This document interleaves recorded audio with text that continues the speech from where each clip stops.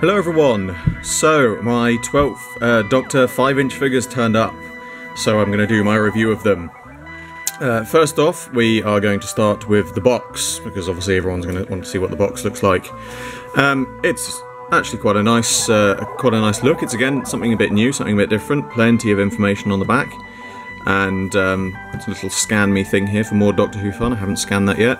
Figure's nicely well presented in the box. You can see it. You can see the accessories. It's a nice plain background inspired by the opening titles of Peter Capaldi's. Obviously 5-5 collectors. It's interesting they label it as 5.5 inch.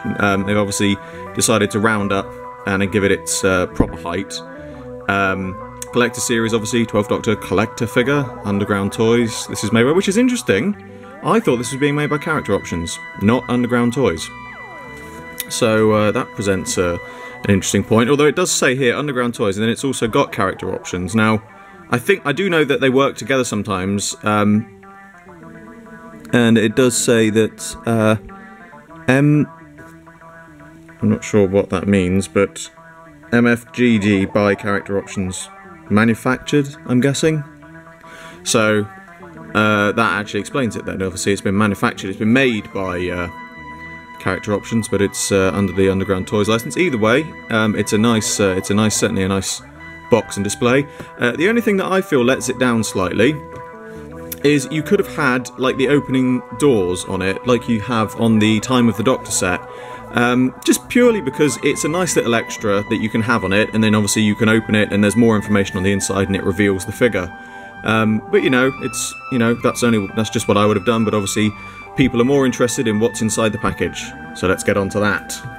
So here is the 12th Doctor. So it's a very nice looking figure actually. It's, I have to say, when I was looking at the 375 figure the other day that I made my custom from, I was very skeptical about this being very good because it just looked like a blown up version of the 3 3/4 inch. There's a slight mark on his coat there. Never mind, he's going to be repainted.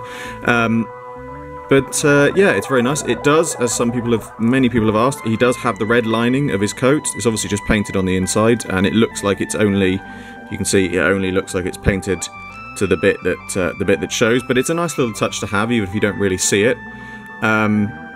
It's very good sculpt. I was expecting, as I said, I was expecting it to be slightly softer, but it's very good. He's got plenty of articulation, very good designs, very good looking. The face, I'm not too bothered about. I'm not very, I don't really like that as a likeness, but there is one thing you can do, which might take a moment, but I've been assured that this is possible.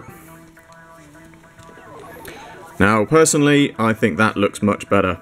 And that is indeed how I'm going to keep it, because if I compare the two, it just doesn't look, to me, this doesn't look like Peter Capaldi, that does, that really does look like him. So that's how I'm going to keep it. Now, I'm actually going to be creating this into the red velvet jacket that he seems to have in Series 9. Obviously, I'm going to have to put on the waistcoat as well, which is another thing. It's a shame that this figure didn't come with that. Again, I wouldn't, I don't suppose it would have been hard to add that onto the sculpt. So it's a bit of a shame that that they've spent so long and taken so long to release this figure, and then not made his full sort of debut costume as it is. Another thing that I know some people are often interested by is he does have a ball joint arm, so it obviously gives a lot more flexibility. I apologise if my review's a bit sporadic. This is the first time I've really reviewed a figure. Now, on to his accessories. Obviously he comes with a sonic screwdriver in its closed version this time, but if you compare it to the Matt Smith one, look how tiny, look how big it is. There's no real way. I'm trying to think of the best way of holding these so you can see them. See, it's much bigger, which is odd, seeing as Matt Smith's one is extended, so it should be shorter. But, that being said, I actually think that this is a much better looking Sonic because it's much more detailed, and yes, it's slightly bigger, but the detail on it is hard to catch on camera without it being blurred, but it's really good. I mean, it's really, really well made. And and very well put together. Now, something that other people have said is this figure's quite large compared to other figures. Now, the largest or tallest figure I have in my collection is my Revelation of Dalek's 5th Doctor. As you can see, there's not that much height difference.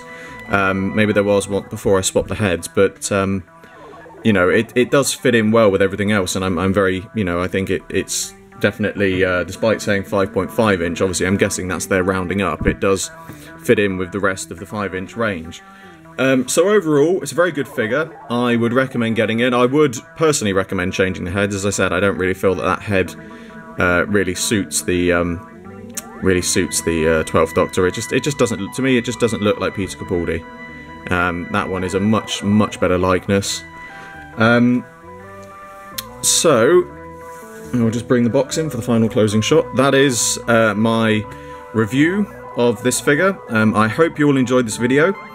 I hope to do some more figure reviews in future. This will be the only 12th Doctor figure I'm getting. I'm not planning on getting the other ones, just purely because I don't really have an interest in getting them. However, I do plan to get the Curator box set when that comes out, but for now, this was my first figure review. It was the 12th Doctor. I hope you all enjoyed this video. Like, favourite, subscribe, share, it really helps me out a lot, and I shall see you all with another video very soon.